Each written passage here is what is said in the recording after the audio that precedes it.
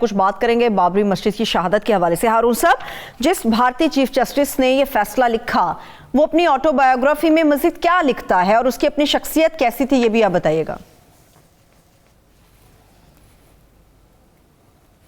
اس کی شخصیت تھی بالکل جیسے یہ رشوت خور مجسٹریٹ ہوتے ہیں نا، وہ پتہ نہیں چیف جسٹس کیسے بن گیا۔ اور اس سے یہ بھی پتہ چلتا ہے کہ بھارتی عدلیہ کی حالت کوئی زیادہ بہتر نہیں ہے۔ اس نے خود لکھا ہے اپنی آٹو بایوگرافی میں کہ یہ فیصلہ بالکل غلط تھا۔ جو فیصلہ اس نے خود کیا ہے وہ کہہ رہا ہے کہ وہ بالکل غلط تھا۔ بابری مسجد کے انہدام کی جو توثیق کی گئی اور یہ کہا گیا کہ یہاں رام مندر تھا، وہ تو ایک جگہ نہیں ہے، کچھ 6-8 جگہ ہیں جہاں وہ کلیم کرتے ہیں۔ اور یہ بنی ہے 1527 میں، یعنی 1526 میں بابر نے اقتدار سنبھالا اور اس کے 1 سال کے بعد یہ مسجد بنانی شروع کی تو 200-300 سال تو اس پہ کبھی اعتراض ہی نہیں ہوا۔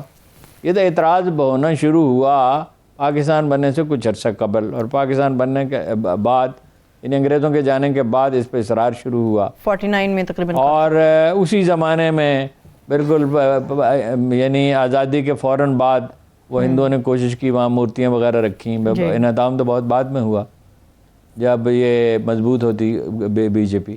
اب یہ خود لکھتے ہیں، ایک طرف یہ لکھتے ہیں کہ یہ غلط فیصلہ تھا، دوسری طرف خود کہتے ہیں کہ رات کو ہم نے پارٹی کی اور بادانوشی کی۔ اب ایسے آدمی کے بارے میں کیا کہا جائے؟ اور یہ وہ صاحب ہیں جن پر یہ الزام تھا کہ سپریم کورٹ کے خاتون اہلکار کے ساتھ انہوں نے زیادتی کی۔ اب جب کسی جج کے خلاف اس طرح کی شکایت ہوتی ہے تو ظاہر ہے کہ وہ پھر کوئی دوسرا آدمی سنتا ہے، صاحب معاملہ تو جج نہیں ہوتا۔ جی انہوں نے بینچ بنایا، خود اس میں شامل ہو گئے اور خود ہی فیصلہ کر دیا کہ میں بے قصور ہوں، خود فیصلہ صادر کیا۔ اس کے بعد وہ وینکٹ رامن آئے دوسرے چیف جسٹس، اور انہوں نے اس فیصلے کو کالعدم قرار دے کے اس خاتون کو بحال کر دیا، یعنی ایک چپت انہیں رسید کی کہ بھائی آپ کس قسم کے آدمی ہیں، آپ نے ایک تو زیادتی کی اور ایک اس بیچاری کو برطرف کر دیا۔ تو یہ ہے انصاف کا، اور مطلب یہ تھے، اب کیا کہہ سکتے ہیں، جس طرح نواز شریف نہیں بناتے تھے سینیٹرز کو، ایک کو تو صدری بنا دیا تھا اور کچھ سینیٹر بنا دیے تھے، اوبلائج کرتے تھے، یہ مودی کے مہرے تھے، جیسے بپن راوت تھا، یہ مودی کے تھے مہرے تھے، یعنی 4 مہینے گزرے ان کو ایک تو ہوتا انہیں فوراً دے دیا گیا تھا، ابھی چیف جسٹس تھے، اچھا ابھی ریٹائر جس دن ہوئے اسی دن غالباً شام کو یا اگلے دن انہوں نے حلف اٹھا لیا ہے کوئی ہیومن رائٹس کمیشن، اسی کماش کا ہوگا، خدا جانے کس طرح کا، جیسے پاکستان کا ہے، جس کو پاکستان کی کوئی فکر نہیں ہے، انڈیا کی فکر ہے جو ہمارا ہیومن رائٹس کمیشن ہے، امریکہ کی فکر ہے، برطانوی ترجیحات کی فکر ہے، یورپی یونین کی ترجیحات کی فکر ہے، پاکستان کے مفاد میں پاکستان کی ہیومن رائٹس کمیشن نے کبھی کام نہیں کیا۔ اچھا، تو پھر اس کے 4 مہینے کے بعد وہ راجیہ سبھا کے ممبر بنا دیے گئے، یعنی جو ان کی سینٹ ہے، اور اس کے 66 اجلاسوں میں صرف 6 اجلاسوں میں جو شریک ہوئے، اور وہ لیتے رہے، اپنی ساری مراعات لیتے رہے، اور ظاہر ہے اب جو اپنے اعترافات انہوں نے اور بھی کیے ہیں، لیکن اب اس تفصیل میں جانے کی کیا ضرورت ہے۔ تو یہ عدلیہ کی وہاں حالت ہے، اور وہ کشمیر سے متعلق سارے فیصلے بھی اسی طرح ہوتے ہیں، وہ پڑا ہوا ہے کیس وہاں کا 370 کا، اور بھی بہت سی چیزیں جو ہیں۔ ابھی نماز جمعہ کے حوالے سے کیا غلبہ ہو چکا ہے، صحیح، بالکل یہ وجہ ہے۔ اور نماز جمعہ ہریانہ میں روک دی نا جی، اور کھلی جگہ پہ مسجدوں کی تعداد کم ہے، صنعتی شہر ہے، باہر سے لوگ آتے ہیں خریداری کرنے کے لیے، اور وہ جگہیں کم ہیں، وہ ان کا نام ہے چیف منسٹر کا، آپ کے ذہن میں ہوگا کیا نام ہے، کھتر سم تھنگ ہے وہ، تو اس نے یہ فیصلہ کیا ہے، وہی مطلب ہندو ووٹوں کو اٹریکٹ کرنے کے لیے۔ تو گڑگاؤں میں تو ہے 5-6 لاکھ آدمی، وہاں بھی گڑگاؤں میں بھی باہر سے لوگ آتے ہیں، 5-6 لاکھ آدمی ہوتے ہیں اور 8 مساجد ہیں۔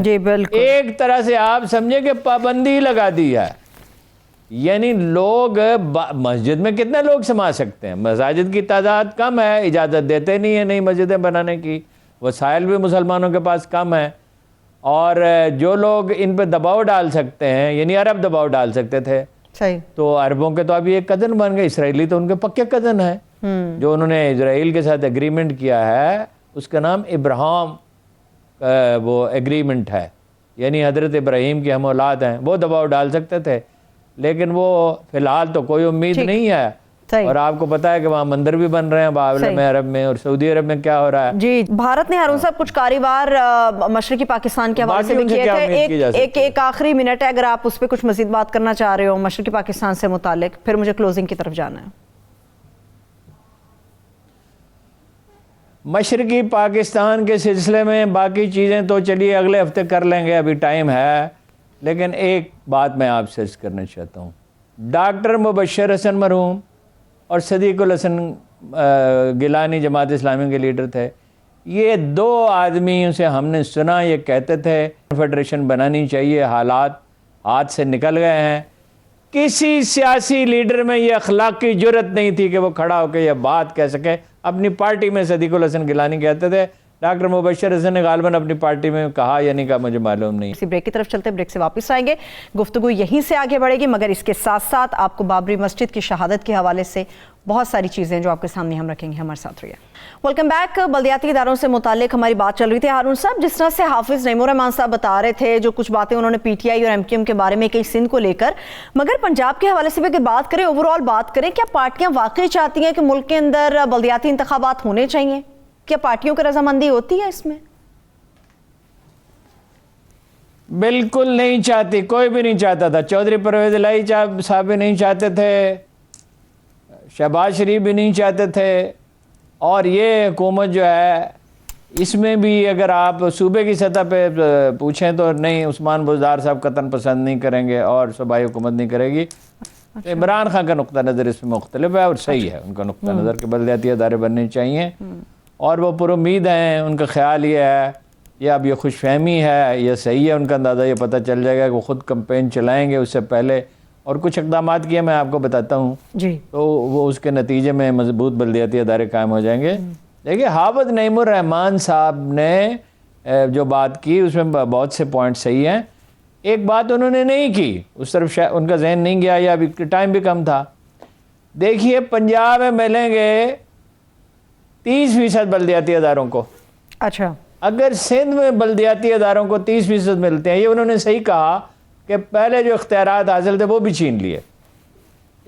یہ پہلا وہ انہوں نے 2013 کی بات کی، 2011 میں آیا تھا، اس وقت بھی ایم کیو ایم حکومت کا حصہ تھی، 2013 میں بھی ایم کیو ایم حکومت کا حصہ تھی۔ وہ اپنے لیے مراحت لے لیتے تھے اور مہاجروں کے اور کراچی شہر کے اور حیدرآباد شہر کے مفادات قربان کر دیتے تھے۔